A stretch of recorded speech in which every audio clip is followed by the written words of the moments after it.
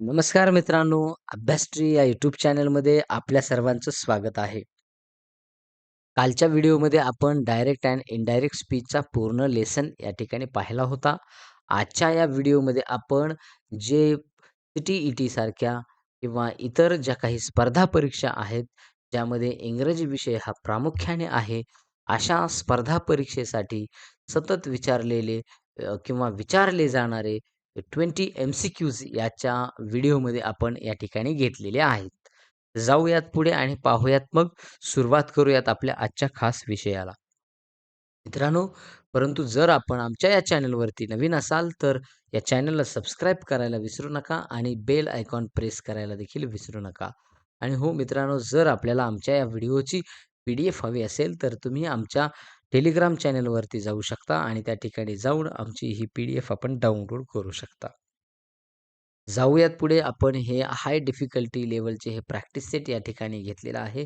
मित्रांनो, एक गोष्ट आपण लक्षात घ्यायची आहे, की डायरेक्ट, इनडायरेक्ट आणि हे जे काही स्पीचचा जो प्रकार आहे, हा कालच्याही लेक्चरमध्ये आपण सांगितलेला आहे किंवा व्हिडिओमध्ये सांगितलेला आहे, की एखादं व्यक्ती आहे, त्या त्या व्यक्तीचेच बोललेले शब्द हे जशास तसे सांगणं, म्हणजे हे थोडक्यात हे डायरेक्ट स्पीच असतं आणि ते आपल्या भाषेत सांगणं म्हणजे आपण त्याच्याबद्दल तो काय बोलला आहे, ते सांगणं म्हणजे हे इनडायरेक्ट स्पीच आहे, अशी ही थोडक्यात कन्सेप्ट आहे.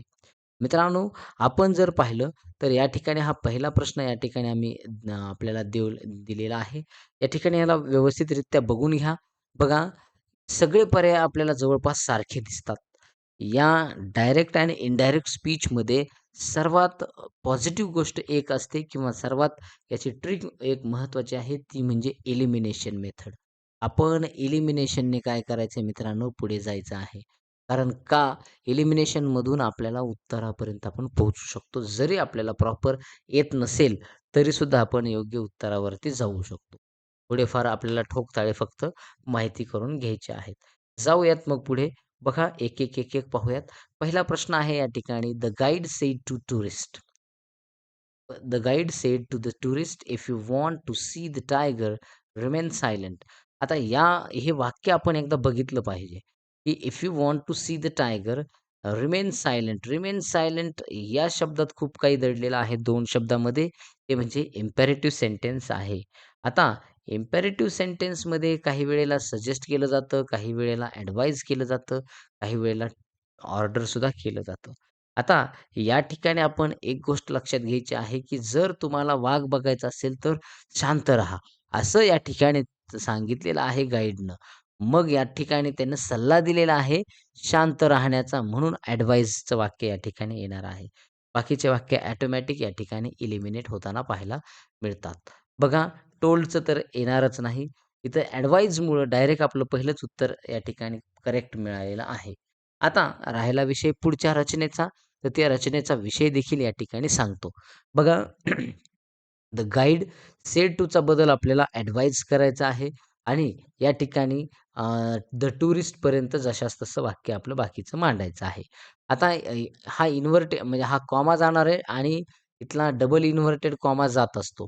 आता तो जातो म्हणजे त्या ठिकाणी आपल्याला काय करायचं आहे, तर त्या ठिकाणी आपण एक गोष्ट लक्षात घ्यायची आहे, की जर हे वाक्य इम्पेरेटिव्ह असेल, तर इम्पेरेटिव्हची सुरुवात थोडक्यात टू ने करायची आहे. टू नंतर मग हे इम्पेरेटिव्ह सेंटेन्सचं पहिलं म्हणजे जे ॲक्शन असणार आहे किंवा वर्ब जे आहे ते वर्ब वापरायचे. म्हणजे टू रिमेन सायलेंट आणि मग पुढे जे बदल आहेत, इफ, यू हे देसाठी म्हणजे टुरिस्टसाठी आलेले आहे म्हणजे हे दे आणि त्यानंतर काळाचा बदल आहे वॉन्ट टू म्हणजे यू वॉन्ट याचा अर्थ झाला, हे थोडक्यात आपल्याला माहिती आहे, की जेणेकरून हे सिंपल प्रेझेंट आहे आणि सिंपल प्रेझेंटमधून सिंपल पास्टमध्ये दे वॉन्टेड हे बनलेलं आहे आणि मग पुढचा भाग टू सी द टायगर.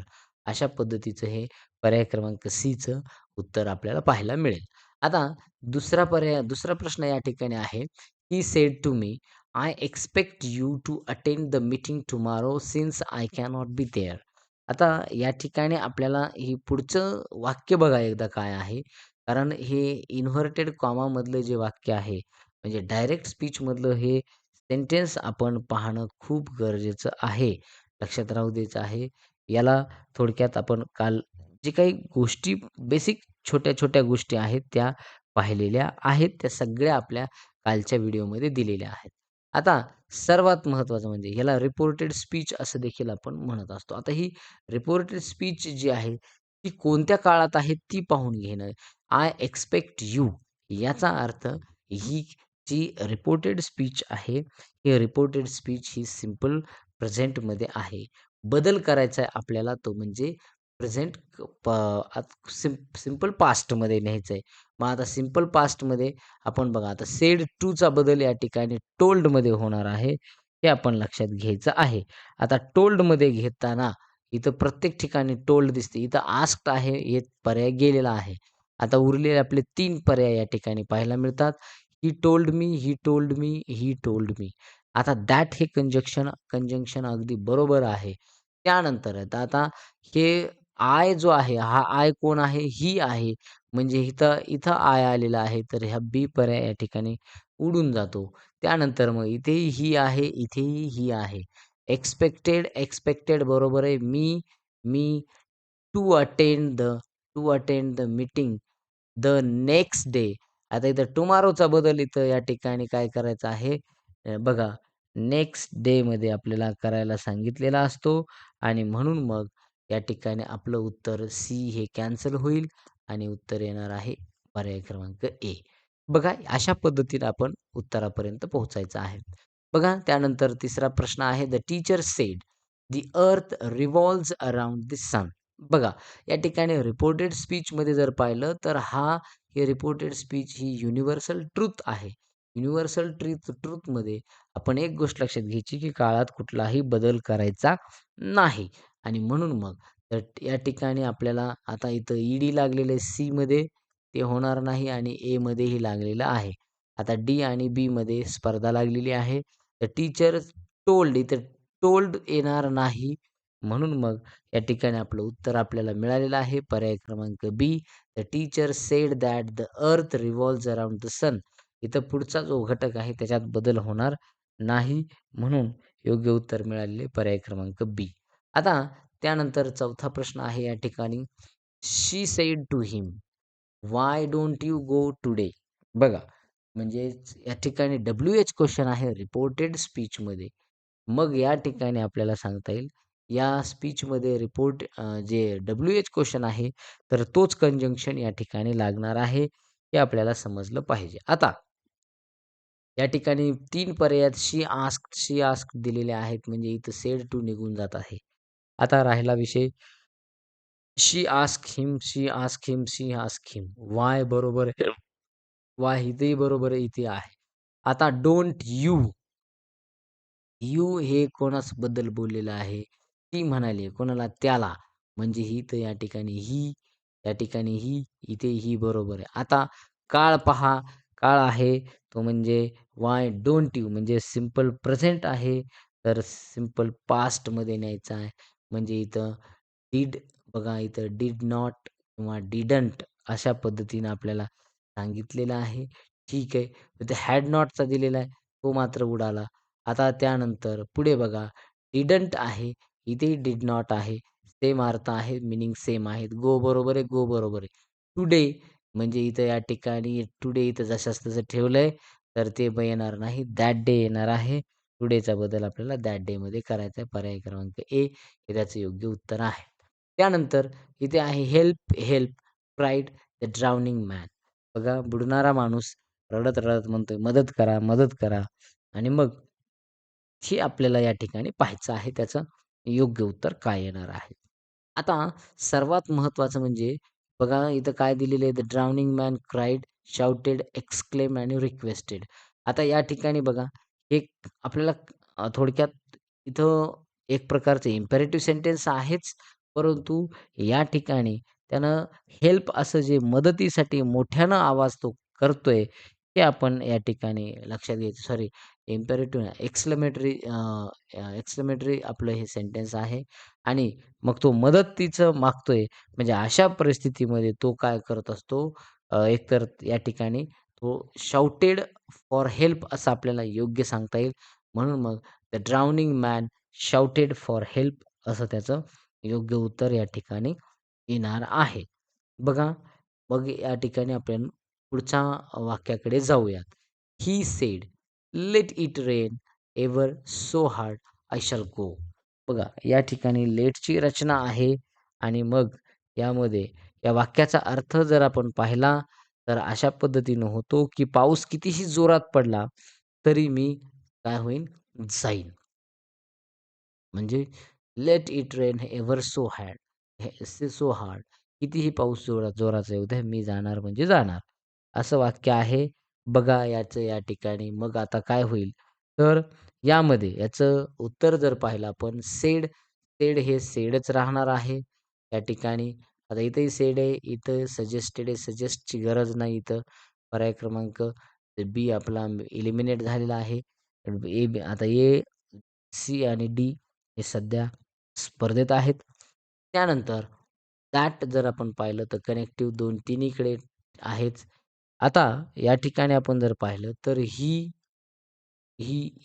करता या ठिकाणी घेतलेला आहे कारण तो जाणार आहे. तो त्याच्यासाठीच आहे. तर मग शॅल गो याचा जर आपण बदल करायचं म्हटलं, तर बघा या ठिकाणी शॅल गोचा बदल आपण जर इच्छा दर्शवत आहे तो म्हणून इथं शालचा बदल शूडमध्ये न करता तो कशामध्ये करावा?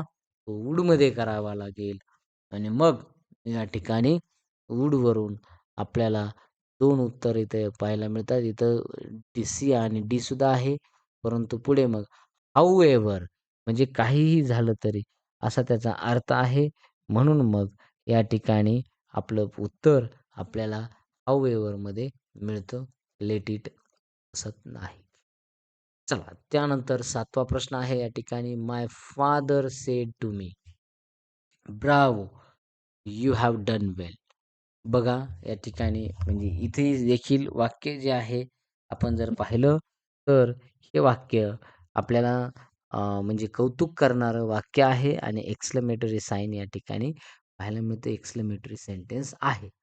आता एक्सक्लेमेटरी सेंटेन्स आहे म्हणजे थोडक्यात फादरनं म्हणजे त्या मुलाला काय केलेलं आहे त्यांनी खूप छान अपलॉडेड हे आपल्याला या ठिकाणी सेड टूचा बदल करायचा आहे आणि आपल्याला उत्तर आपलं तिथेच मिळणार आहे, की applauded saying that I had done वेल.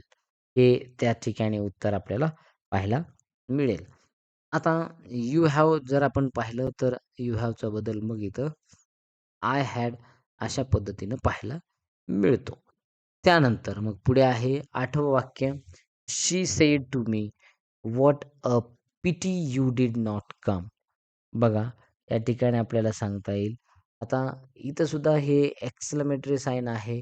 म्हणून मग एक्सक्लेम्ड हे आपल्याला योग्य राहणार आहे.